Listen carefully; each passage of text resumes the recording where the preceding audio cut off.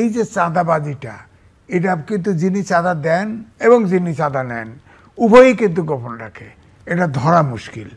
কিন্তু আমার দুর্ভাগ্য মানে একটু আমি বিচলিত এই জন্যেই যে বিএনপি এত নির্যাতিত নিষ্পেষিত, বিশেষ করে দেশের অনেক লোকের জমি জমা ঘর বাড়ি বিক্রি করেছে, বানলাম সব কিছু বানলাম, একটু বিএনপির কর্মীদের ভিতরেও ধারণা দাঁড়ায় গেছে এটা নেক্সট ইলেকশন হলে ক্ষমতায় যাবে, অর্থাৎ মেজরিটি পাবে। এটা সত্য, বিএনপির নিরপেক্ষ নির্বাচন হলে বিএনপি সরকারে যাবে। কিন্তু তারা তার ধৈর্যটা ধরাতে পারে না কেন? নেতারা তাদেরকে কোনোভাবেই নিয়ন্ত্রণ করতে পারছে না। অনেকেই বলে যে আগের চেয়ে কমছে। হ্যাঁ কমছে, চাঁদা নেওয়া হয়ে গেছে, এখন তো কমবেই, চাঁদা নেওয়া হয়ে গেছে। আমার এলাকা পাবনা 1, সেখানে প্রত্যেকটা তিন টার্মে আওয়ামী লীগ থাকার পরে প্রত্যেকটা স্কুল কলেজে, প্রাইভেট স্কুল কলেজে সব আওয়ামী লীগের শিক্ষক চাকরিজীবী, তাদের চাকরি ঠিক রাখতেছে, পয়সা দিচ্ছে, পয়সা দিয়ে দিয়ে আপনার চাকরি ঠিক রাখছে। এবং সব ওখানে যে ঘাট বলেন বাজার বলেন সব জায়গায় চাঁদা হস্তান্তর হয়ে গেছে। তো এটা তো আমি বলছি না যে বিএনপি শীর্ষ নেতাদের ভিতরে 2-1 জন আছে, আমি নাম বলবো না, তারাও কিন্তু বড় ধরনের চাঁদার ওখানে কিন্তু গেছে। তো এইটা আমার কথা হলো প্রায় 1000-এর উপরে কিন্তু এক্সপেল করে ফেলছে, তারপরে ওটা বানানো যাচ্ছে না। কিন্তু আমার বক্তব্য যে 2-1 জন কিন্তু আছে, আপনার ভাই নিজেও জানেন, তাদেরকেও চাঁদাবাজি। ধরেন আমি এই যে আগস্টে ইন্টারনেট বন্ধ করে, যদিও বলা হয়েছে ওখানে আগুন দেওয়া হয়েছে, আমি নিজে বলছি যে আগুন দিলে কই ভিডিও নাই, প্রমাণ নাই, আগুন নাই, বিল্ডিংয়ে আগুন নাই, ইন্টারনেট বন্ধ হলো কীভাবে? আমি এটা অস্বীকার করেছি। কিন্তু যে 2টি চ্যানেল আপনার লাইভ করেছে, অর্থাৎ 2টি চ্যানেলে ইন্টারনেট ছিল, লাইভ করেছে, সেটা তো বিএনপির নেতাদের সহযোগিতায় এখন চালু আছে। এটা কেন? এটা তো বেরোনোর কথা না।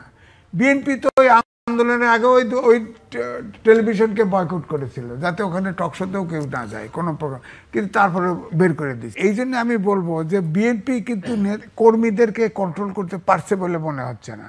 এবং হয়তো বড় বড় নেতা, ধর আমি বলবো যারা বড় বড় নেতা তারা কিন্তু এগুলির ভিতরে নাই, এগুলো নেই, কিন্তু তাদের নির্দেশ তো মানছে না। তাহলে আমার বক্তব্য হচ্ছে এইটাই যে এই যে দোষ, পাশাপাশি ধরেন আরও দল আছে, ধরেন জামাত ইসলাম, তারা মনে করে যে নির্বাচন যত দেরিতে হবে তাহলে দোষ ত্রুটি যা আছে বিএনপির ঘাড়ে পড়বে। তারা যেহেতু এই নানান কিছু কিছু অপকর্মের সাথে ইনভলভ, এবং ছাত্ররা আবার রাজনীতি করবে, তারাও ভাবে যে যদি দেরি হয় তাহলে আমরা গুছাইতে পারবো, এইসব।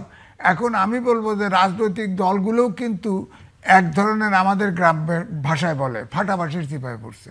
অর্থাৎ এই সরকার দেশ চালাতে পারছে না, আইন শৃঙ্খলা বাহিনী নাই, ঠিক নাই, প্রশাসন নাই, বণিক বার্তা ছাপছে 95% হলো ফেসিবাদের দোষর প্রশাসন ক্যাডারের, সেই আরও বাইরে 25টা ক্যাডার আছে, সেখান থেকে যদি লোক নিয়ে ডিসি পদায়ন করতো, এখন আপনি নিরপেক্ষ নির্বাচন কি করে বলবেন? সব ফেসিবাদের দোষর ডিসি। আপনি ওখানে নিয়ে 5 দিনের ওরিয়েন্টেশন 7 দিনের ওরিয়েন্টেশন দিলেই তো ডিসি বানানো যাইতো। ক্যাডারে তো লোক ছিল। পুলিশে আপনার আজ পর্যন্ত পুলিশকে টমার থেকে উদ্ধার হয় নাই, কারণ আপনি পুলিশে যারা খুন করেছে এটা তো প্রমাণিত, এখনও 100 দিনের উপর হয়ে গেল, 3 মাসের অধিক হয়ে গেল। তো এখন আপনি যারা খুন করেছে তাদের জেলে পাঠান, যারা দুর্নীতি করেছে পুলিশের, যাকে ধরা যায় তারই তো 1000 কোটি, তাদেরকে আপনি কাঠগড়ায় পাঠায় দেন, দিয়ে বাকিদেরকে সাধারণ ঘোষণা করেন। এটা অন্তর্বর্তীকালীন সরকার তো করলো না।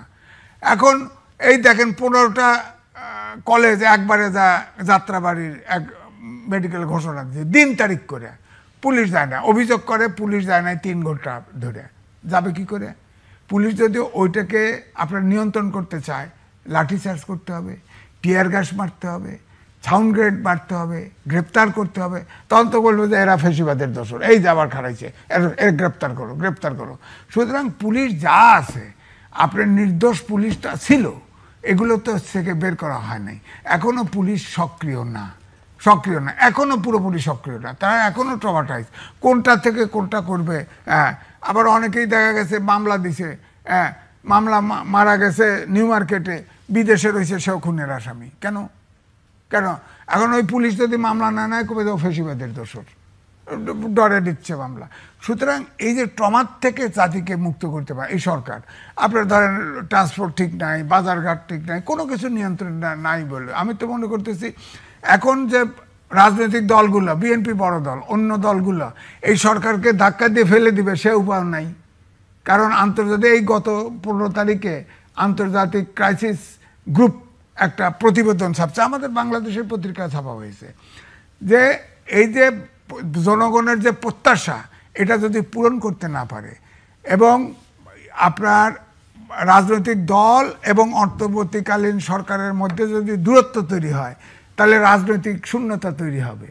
সেখানে শূন্যতা বলছে তো যে কে পূরণ করতে পারবে সেটাও বলে দিছে। তো আমরা তো সেই জায়গায় এখন দাঁড়িয়ে আছি। এখন তো অলরেডি রাজনৈতিক দলও অন্তর্বর্তীকালীন সরকারকে কিছু কইতে পারতেছে না। হ্যাঁ হ্যাঁ, এদের ধাক্কা দিলেই তো আর এক পার্টি আয়া পড়ে, বুঝছেন না। আবার এরা সরকারও চালাতে পারতেছে না, নির্বাচনের রোড ম্যাপ দেয় না, নির্বাচনের কবে হবে না হবে তার কোনো নির্দিষ্ট নেই, বায়বীয় কথাবার্তা বলে। দেশটা একটা রাজনৈতিক ক্রাইসিসে যেমন আছে এবং শাসন ব্যবস্থা, পরিচালনা ব্যবস্থায় চরম দুরবস্থার মধ্যে পড়ে গেছে। এর থেকে বড় দল বিএনপি বলবো, তারপরে ধরেন আওয়ামী লীগ যদি নাই, ধরেন জামাত আসলে, এদের উপরই দায়িত্ব। এখন দুইজনই দুই রকম পলিসি, সামনের নির্বাচনে দুই রকম পলিসি নিয়ে আগাচ্ছে। এটা ওনারা হয়তো না বুঝলেও আমরা তো বুঝি। এই নির্বাচনে যদি হবে বাংলাদেশে এবং একটা শক্তিশালী বিরোধী দল না থাকলে বা বিরোধী পক্ষ না থাকলে গণতন্ত্র আসলে শেষ পর্যন্ত টিকিয়ে রাখাই কঠিন হয়ে যায়। দেখেন, এক নম্বর হচ্ছে আওয়ামী লীগ নির্বাচনে আপনার করতে দেওয়া হবে কিনা বা নির্বাচন করতে পারবে কিনা, তারা নিজেরাই যাবে কিনা, সাহস করে আসবে কিনা, আসবে সেটাও একটা প্রশ্ন। বিষয়টা হচ্ছে ইতিমধ্যেই দাবি কিন্তু জনমনের দাবি কিন্তু আছে যে যারা অপরাধ করেছে তাদের বিচার হবে, বিচার হতে হবে। এবং এই বিচার যদি হতে হয় তাহলে আমার মনে হয় আওয়ামী লীগের খুব একটা নির্বাচন করার সুযোগ থাকবে না, এই পরিস্থিতি তৈরি হবে না। তবে নির্বাচনে কেউ যদি আসতে চায় তাহলে রাজনৈতিক দল তো এটার বিরোধিতা করতে পারে না গণতান্ত্রিক দেশে। এটা অপরাধ করেছে, 2000 ছাত্র জনতা মারা গেছে, এখনো ইউটিউবে মাস মিডিয়াতে দেখা যায়। এদের বিচার তো হতে হবে। বিচার যদি না হয় তাহলে তো এই দেশে অরাজকতা থেকেই যাবে। তো সুতরাং আমার মনে হয় বিচার হলে আপনার আওয়ামী লীগ নির্বাচনে আসার মতো পরিস্থিতি থাকবে না।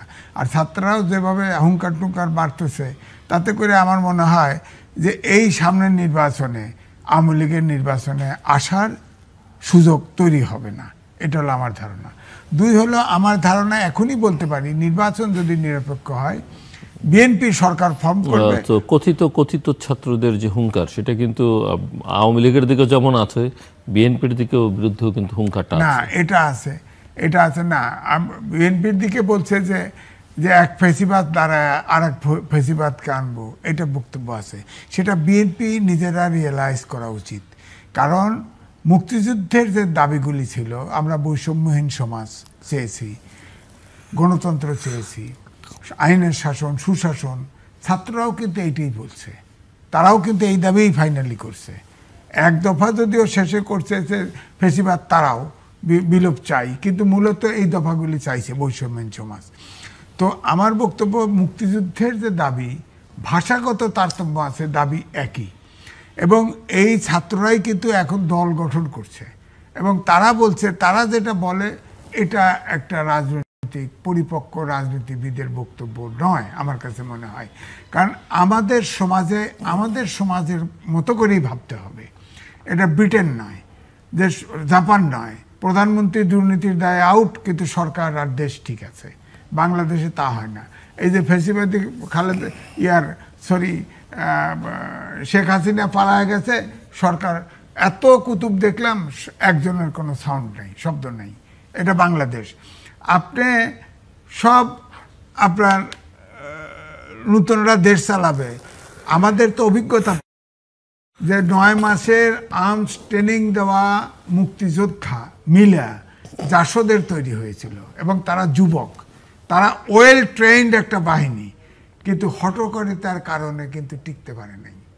আর এরা কিন্তু ছাত্ররা স্কুল থেকে শুরু করে ইউনিভার্সিটির ছাত্র অনেকে পড়াশোনা কমপ্লিটও করে নাই, তারা বলছে যে অ্যাজ ইফ তাদের অনেক ভাষা দেখে মনে হয় যে রাজনৈতিক দলগুলি তাদের কাছে তাদের অবস্থান পরিষ্কার করতে হবে। কেউ যদি ফেসিবাদের পক্ষে কথা বলে বা আওয়ামী লীগের নির্বাচনের কথা বলে, আসার পক্ষে বলে, তাহলে তারা বেঈমান বা রাষ্ট্রদ্রোহী ইত্যাদি ইত্যাদি। তাদেরও সংযত হতে হবে। তারা তো সরকারেরই অংশ। 3 জন উপদেষ্টা আছে না সরকারের ভিতরে, ছাত্ররা এসে রাজনীতি করতেছে, 3 জন উপদেষ্টা আছে সরকারের বাইরে। এটা তো প্রমাণ করার তাদের স্কোপ নাই। এই যে ছাত্ররা যে সংগঠন করলো, জনমে একটাই ধারণা হচ্ছে যে এই সরকারের সহযোগিতা নিয়েই তো এটা হচ্ছে, নাহলে 3 জন তো উপদেষ্টা সরকারের মধ্যেই আছে।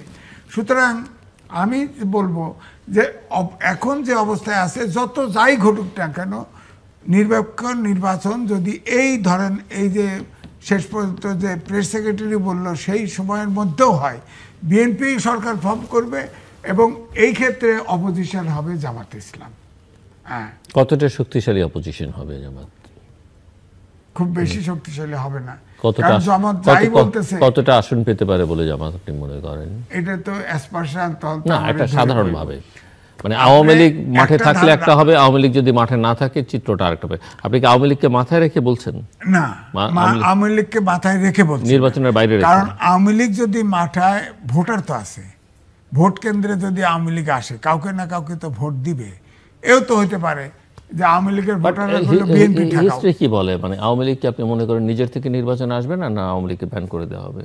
না, ব্যান করা হয়তো হবে না, ব্যান করবে কেন? তাহলে তো আওয়ামী লীগের ইতিহাস বলে আওয়ামী লীগ যে কোনো পরিস্থিতিতে নির্বাচনে যে কোনো পরিচয়ে যে কোনো ভাবে অংশ নেওয়ার তো চেষ্টা করতে পারে, কিন্তু আওয়ামী লীগের লিডারশিপ তো সব কাছে ঢুকে গেছে ইতিমধ্যেই। এখন যদি আগে বললো না যে আর্মি প্রধান বলেছিল 926 জন সেনানিবাসে আশ্রয় নিয়েছে, 600 এরা গেল কোথায়? এখন তো দেখা যায় যে ভারতের নিউ মার্কেটে ঘুরে বেড়ায়।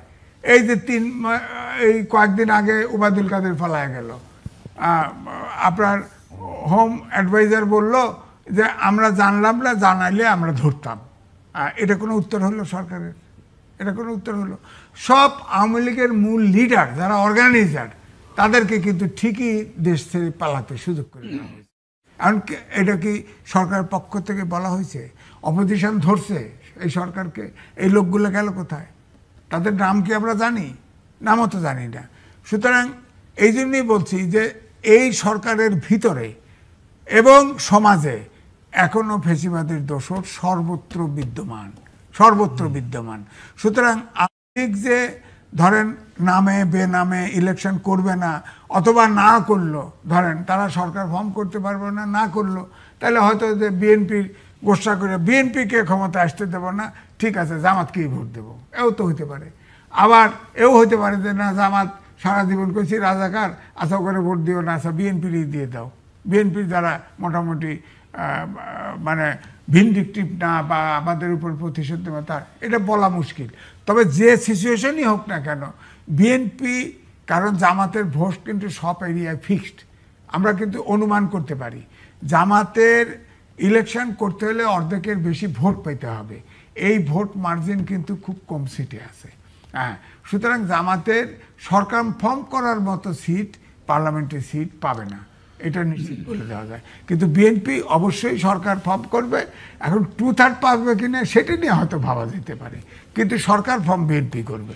তো